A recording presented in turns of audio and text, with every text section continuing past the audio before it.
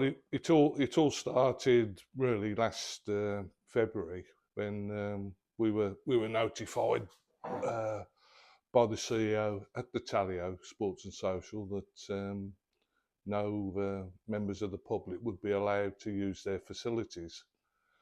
Originally, they wanted us off last March, but they gave us sort of another 6-7 months grace. So, but by mid-November, we'd vacated, got the watering system up here, benches, anything we could take, we've got up here. From someone like Mick's point of view, he's a really committed volunteer. Just to be able to give him a little bit of professional guidance on certain aspects that he's perhaps not quite so familiar with. This has been more than just a maintenance procedure. This has been a sort of back to square one, really, and getting it back to essentially a blank canvas and starting building a bowling green from scratch again. Obviously, our major problem from March last year was trying to find another venue. So the bottom part of the green, that was where the majority of it went. But again, I didn't realise what was involved in it. I just thought we'd put 17 ton down and roll it and that would be it. No. We put 3 or 4 barrows down, lightly rake it, and then we'd have to ankle it in and tread it in to basically try and solidify it, and then we'd have another half a dozen barrows, rake it and do the same process. So it took several hours. We're here now at Selly Park, but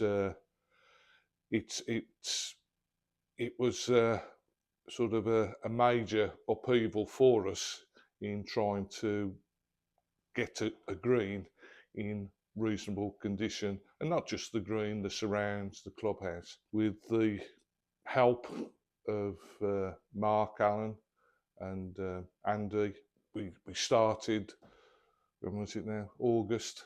Started in August. The first thing I got done was Jeff Bagnall, who's like the other greenkeeper here. It took us 40 to 50 cuts to get the green down to a reasonable level. Then we had it verti-drained, then it was gradened, verti-cut, and then 1st of September we started the process of putting 20 ton the top root zone, 5 ton of top dressing, drill seeded, fed, covered with fleece sheets, germination sheets, and within a week those sheets were coming off and we saw the signs of grass and the new green appearing. It's been a lot of hard work for a lot of people, but the club members have come together, and when needed, they've been absolutely brilliant. My main contribution has been just bringing in the machines that a normal bowls club wouldn't have, i.e. a graden, scarifiers, verticutting, that sort of thing that a normal club can't afford to have that sort of kit lying around because they don't use it enough. So yeah, from the early days, once they got the grass down to a short as possible means, we just came in deep scarified, deep graden. Then we cut the green again, and then we, with advice from Mark and myself, we decided to verticut it as well, just really to get rid of all evidence of the old green. In September, I could never visualise where we would be and how good the green has come. And really, it was Mark and Andy, their sort of enthusiasm and belief that we could get a half-decent bowling green. Once we were on there, after 12 days, giving it its first cut, all of a sudden I thought, yeah, we're gonna have something decent here. I came up with a spec and worked with Mick. So I mean, I've worked with Mick for probably 20 years at various bowling greens. They've been unlucky, really, that they've been evicted and they've had to move on, and they're kind of now on their third incarnation of a club. So yeah, to be able to bring in renovation techniques from other stuff they kind of do in other sports, really, whether it be football pitches or cricket grounds where they're getting back to a blank canvas at the end of a season. It's unusual to be able to do that with a bowling green because either the resources aren't there or it's not necessarily needed. And bit by bit, the pavilion, you know, my wife and a couple of other ladies have tidied it, painted it. So the surrounds, you know, people have just chipped in, and there's still a bit to do.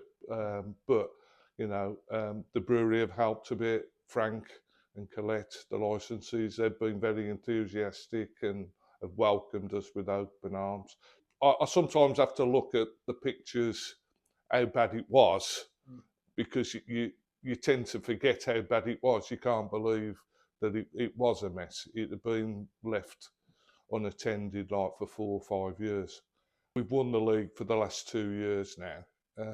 You know, we are one of the top clubs in the association of Warwick and Worcester. The danger was that if we didn't get the green in good condition, that we could lose members. But what's happened is we've kept all the members, and new members have joined us. And some of the members, when Sally Park folded, they joined us down at the Tally Ho. And one or two of them were a little bit concerned that the green would be altered and it wouldn't be the way it was. Well, you know, the feedback is that they're happy. But I haven't had any negative comments, and from bowlers, that's quite unusual. Overseeded, 60 kilos of seed. You know, it's frightening amount of seed. I slot seeded then, another machine I brought in. We slot seeded as much of the green as possible. The biggest problem was where the root zone had gone. It was too soft. So that's just had to be overseeded. Again, you know, just more machines. Then 5 ton of top dressing. So it was like a big end of season renovation on a large scale. Things I do on most greens end of season, but just a lot more of it is the thing. You know, we double graded it, we double scarified it. You know, everything was doubled up. We had our first game, albeit a friendly game, on Saturday against Tamworth in Arden, and they were all complimentary, very positive, and 2 or 3 of them have posted on Facebook saying that you know, it's a credit to the club. Yeah, I mean, we lost our original green nearly about 10 years ago now. So moving from there was a big emotional attachment. We were lucky that the green at the Tally-Ho was available, and it's like, again, we were lucky that this green was here for us. We've had a bit of sponsorship, a bit of grants from the co-op, from British Crown Green themselves have helped us. Members have donated, and we got a bit of compensation from the Sports and Social, from the police. So that's all helped. But I would say in total we've probably spent about £9,000. The lesson I've learned from it, if you're prepared to put the effort in and that money, really there shouldn't be bad greens. And then it was just a case of policing it. Obviously, the club decided to put the germination matting down, which was, you know, a good thing to do. The weather was exceptionally good and helped. But as you can see from the green we've got today, it's been worth the effort. Been lucky in as much as knowing Andy and Mark for 30 odd years. So there's a friendship there, but also, you know, if I need to call on them, you know, Mark's given up his time. There's 1 or 2 areas of the green that are a bit stubborn. trees are causing us problems, like with the growth over the far side. So we'll be working on that over the next 3 or 4 weeks, reseeding and things. But, you know, everybody, all the members seem very, very happy here. You know, as I said, the licensees have been brilliant, very encouraging. I don't want to be moving again. Well, me and my wife have decided this is the last move. You know, we've been unfortunate. We've turned this into our bowling club. Yeah, Lush Lawns has been around a short term, really, 11 years it's in existence. I've done it as a hobby for probably 25, but yes, going to different greens, different problems, you know, I've overcome so far most problems. I felt fairly confident it would work, but you never know exactly when it's going to finish up. And coming here was probably quite daunting for them because the green was dilapidated, it was overgrown, and that's a situation really that your average volunteer greenkeeper probably doesn't come up against too often. Working with other sports and other areas, we've been able to bring in some of the techniques.